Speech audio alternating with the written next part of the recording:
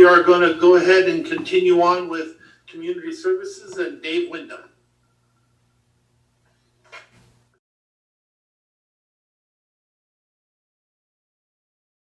Excuse me. So this morning we have two basic items before you, and we'll start off with Michael Sims. Is he on? If not, Kel, are you there? I am here. Hi there. Good morning. Good morning. Morning. Everybody. Hey, good morning, commissioners. So I'm here, of course, on Historic Preservation Commission business. And the situation right now, can you hear me okay? Great. The situation right now is we lost 2 members suddenly in May. And, you know, we do a recruitment cycle every fall because there's always at least 2 seats that are expiring. But in this particular situation, I recalled that we had 3 applicants last fall. We could only take 2. And so I've contacted the 3rd person and they're still interested in serving. So I was wondering if we could appoint them without going through another public recruitment process and then fill the 2nd seat through the normal recruitment process in the fall.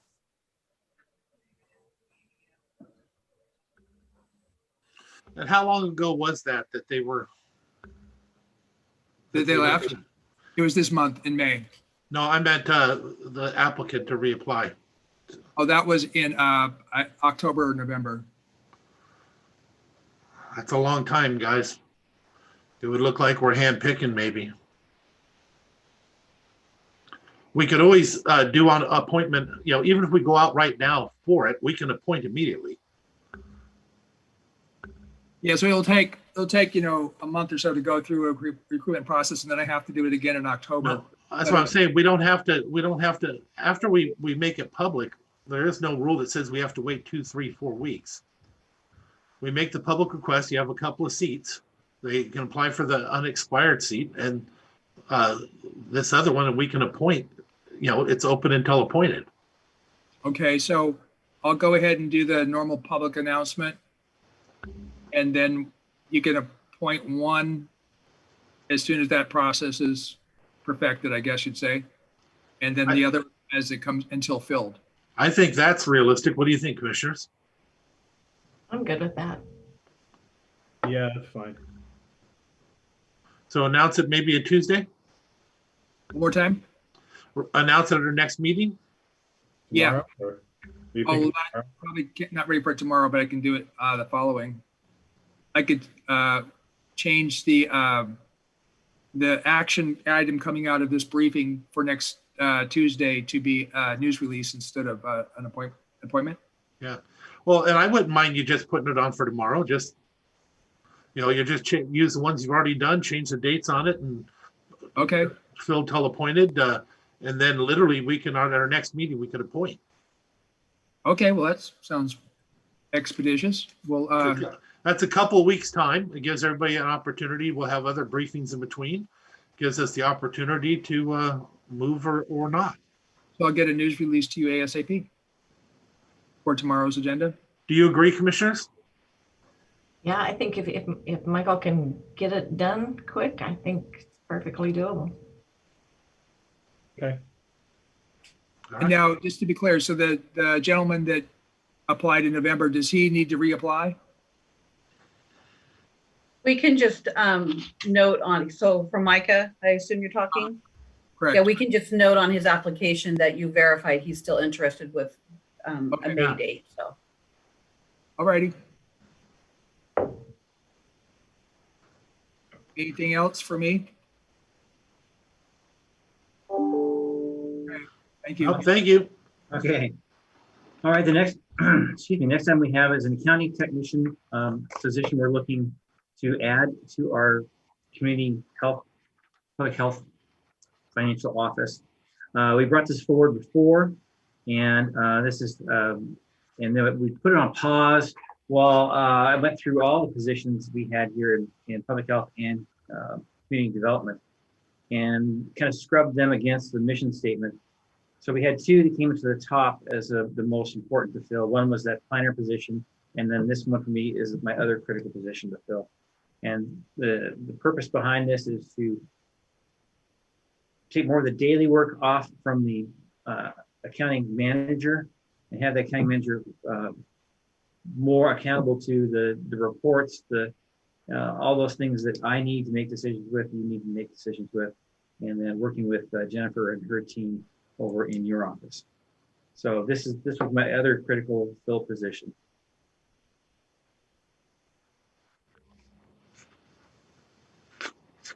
Commissioners?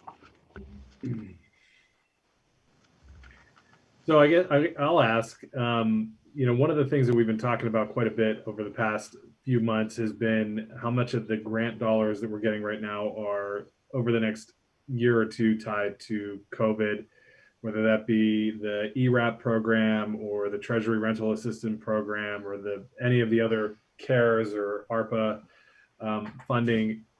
Is any of that being applied to this position? Well, yes, certainly some of that's going to be applied to this position.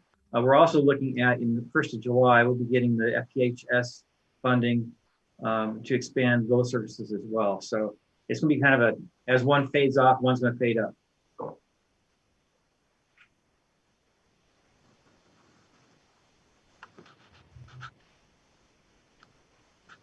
Oh, the acronym, FPHS. Oh, Foundational Public Health Services. Yeah, sorry, that is a mouthful. I just get really used to using that term. But for those who haven't heard of it, Foundational Public Health Services are three major breakouts. If it's required by law, public health needs to do it. If it's a service that public health can provide and no one else gets paid to do, like epidemiology, like this whole last year, public health needs to tackle that. And thirdly, if it's population-based, so think vaccine, not giving vaccines, but making sure vaccines are available, that's foundational public health. So there are a number of other things that fall in there. For example, water quality, on-site septic inspection, anything really that's environmental that we don't do as a fee for service would be foundational. Do you have an amount for that? Do you have an amount for that grant yet? Oh, so we're working on that piece. So we just signed an agreement on Friday amongst the health directors and DOH for $22.8 million. And our part of that's it's not going to change from what we've done in the past. It's $200,000 plus a year. Our next batch will be negotiated over the next 2 months, and then we'll be coming out in the next CONCON, which is consolidated contract.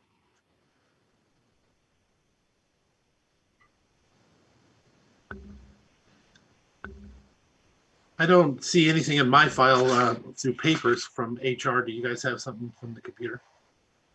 From HR? Yeah. No. What I have is Dave's briefing sheet and then the position description and then a listing of the grant and contracts. That's what I have too. Do you have that, Commissioner? Yes. Was there something specific from HR? Well, I always like to hear what HR thinks about a position when they're putting it forward. Make sure it fits within the parameters of what we're supposed to be doing, especially if it's a Teamster or a union position. Frank, is this something you can speak to? I did help with the job description, HR did. We've reviewed that completely, but as far as the need and that's something that normally Frank would do. So if you're asking if I can evaluate the need for this position, I was more concerned. I still want to hear your evaluation of the need, but I was more concerned to make sure that it fits within HR, make sure that it fits within any contracts and stuff that we have. well, it fits within a contract. It's an existing position, and it fits within a contract. The need is a different analysis entirely, and HR has not performed a needs analysis. Do these positions often, or should they go before the budget manager as well? Because it's going to affect the budget, and with all the positions that are going to be requested, I would like to see the budget as a whole how it will affect. So that can be done. That can be done as a part of next year's 2022 budget review, which starts here shortly. So should we just hold off on any, well, any requests?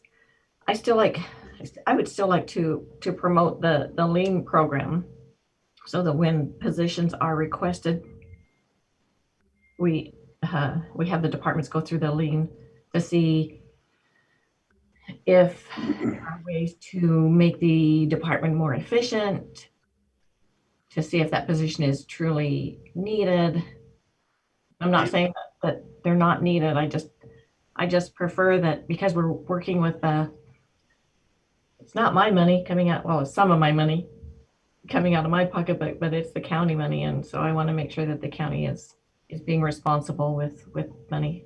Dave, I know that the lien process is being done up in the top floor in the building. Are they doing the lien in the? No, we're not doing it with the public health side. I didn't think so. No, and this position is funded through grants. This is not a county funded position. So it's funded through grants, and it would disappear when the grant disappears? Yes. So if we don't have grants to support it, it would go away. Obviously, the work would go away as well. So here's kind of my deal. I'd like to, I mean, I think being able to see, that breakdown would be really helpful going forward. What grants are, funding this, and, just kind of understanding, I think, a little bit of, what do we get from this? One of the things that I think we've been struggling with has been having regular conversations with you and finance staff on just sort of the status of all of these generally, these grants generally, and in particular, kind of where we're at with, some of the newer COVID grant programs. Dave, I know I've communicated with you a couple of times on, some of the reporting issues and how to kind of rectify that. If we do move forward with that, I think that would be one of the things that I would absolutely want out of this, is having there be a regular, as part of your regular briefings, financial updates on this, very similar to what we do with the county's monthly financial reports from budget and finance. I think that's really helpful. I think that's really helpful to me as a commissioner, but I think it's also really helpful to the public to have those financial reports presented regularly. As a separate piece of just sort of the overall budget. I think it's hard for people to track into that. And I think especially as we're receiving a lot of money from the state and federal governments, being able to understand, where our money ends and that money picks up, and being able to have regular updates, knowing what's happening with our partner agencies, because as you know, there's so much that goes into that we're passed through. That we do on a reimbursable basis, that I think would be really helpful for us and the public to know about. Okay. So you just handled my afternoon meeting with senior staff. So that very thing is on there. One of the things we're looking at is doing once a quarter, not this, like the third briefing after the end of quarter, do a quarterly update for the prior quarter. That would be from both sets of finance. I would even say, just based on the influx of dollars right now, I mean, I think a minimum of monthly. Monthly? Okay.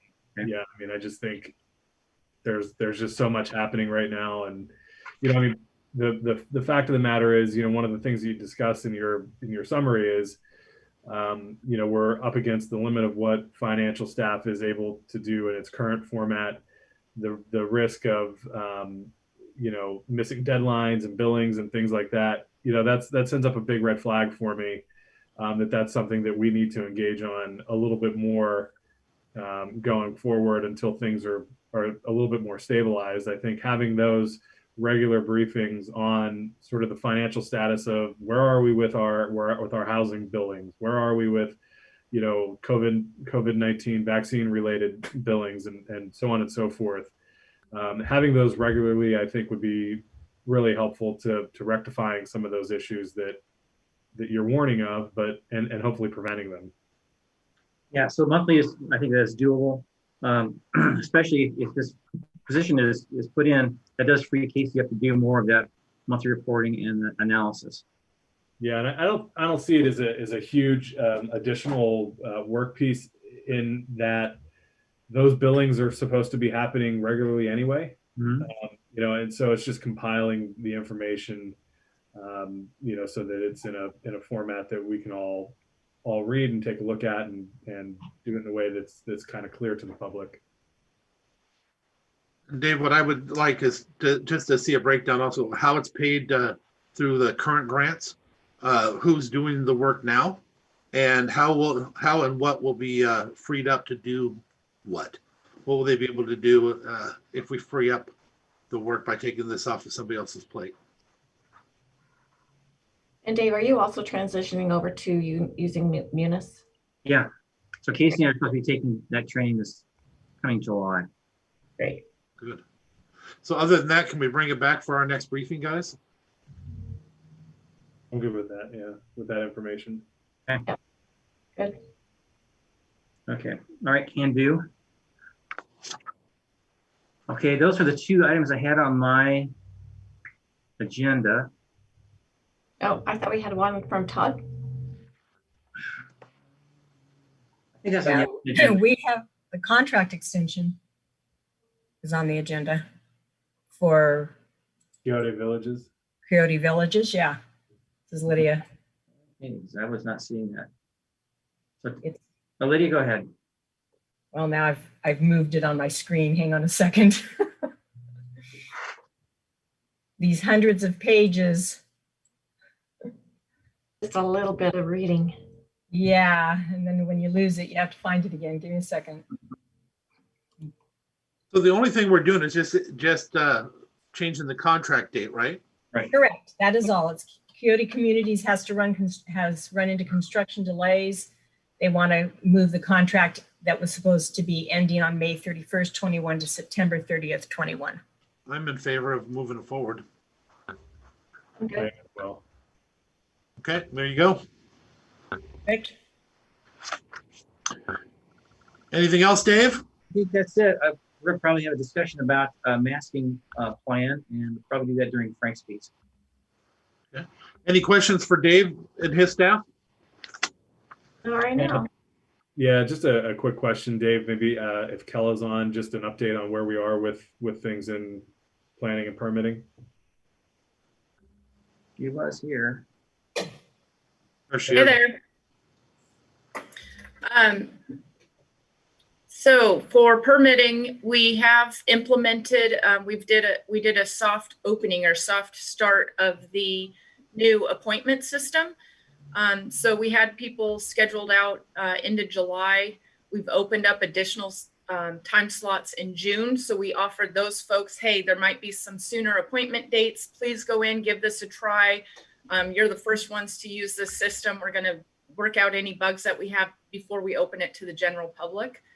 So we're hoping to do that in the next couple of weeks to where folks who will then just directly be requesting their own appointment given different slots. We did finish the lien process last Thursday, and I'm expecting at the end of this afternoon, I will be having a closeout session with Stephen Thompson from the state auditor's office. So far, I was incredibly impressed with the closeout with the team that Frank and I attended on, I believe that was Thursday morning. They came up with 47 different tasks, from small to large, low-hanging fruit to a larger, a larger piece of work to get accomplished. But what I did learn is that we're doing a lot of things really well. And so there's some processes that we have put into place, back in the day. And Stephen found those to be incredibly awesome. He pointed out a few things that we've done that he said he would have come up with himself. And he wants us to make sure, we keep those things in place. In addition to finding those things where we can be more efficient and how we can utilize SmartGov more efficiently. There's a lot of work to do on the back end there. I'm expecting to come for a briefing if you'd like on the June 7th briefing date. Once I get a written report out from the state and some additional information, and then do more of a formal closeout on the lien process. But otherwise, things are going well. Great. Where are you in terms of staffing? We are setting up interviews this week for the following week on our clerical staff, the additional clerical staff. That's a part-time. We've already been talking internally about all the different job duties. So we have 2 full-time clerical staff. We'll be adding the 3rd part-time. And so kind of breaking up those duties, additional stuff that we're adding to the clerical duties, and hoping to take a bit away from our permit tech staff so they could focus on those intakes of permits. So hopefully, hopefully getting that staffed up in the July 1st, July 15th timeframe. Also looking at, I believe Frank Pinter will be briefing on adding staff, and we're looking to adding a long-range planning person to work on water issues. So following up from the WIRA work, in addition possibly to housing. I'm not fully positive on that, but and we have our plans examiner person starting June 1st. So that's next week, next Tuesday. Did we, is that different than the planner, senior planner position that we already discussed? The water person, the water and housing person? Yeah. That's the same position. So, hang on one second here. Did we approve that, or did we not? I don't think it's been formally briefed, and that's happening under with Frank's briefing today, is the way I understand it. Did we not brief that on the 11th or the 10th, or earlier this month rather? There was a additional full-time position for planner, senior planner to DCD to work on water issues. That looks like that was briefed on May 5th or May 10th rather. I'm sorry.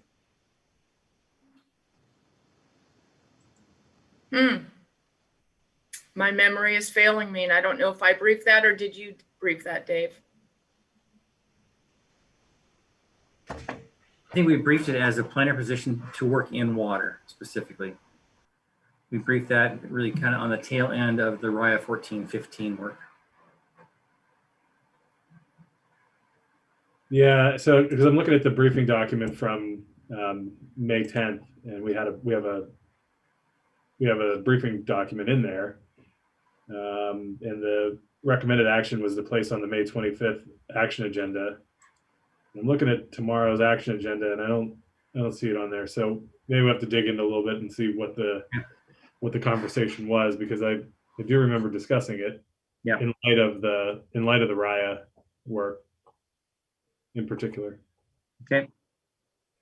So maybe just dig in a little bit more on that one. Okay. We'll do. All right, anything more for Dave? Nope. All right, thank you, Dave. Commissioners, we've had a lot of stuff. Do you need 5 minutes? 5 would be great. Okay, we will take a 5-minute break and come back at 10:52, please. Or 10:57, please.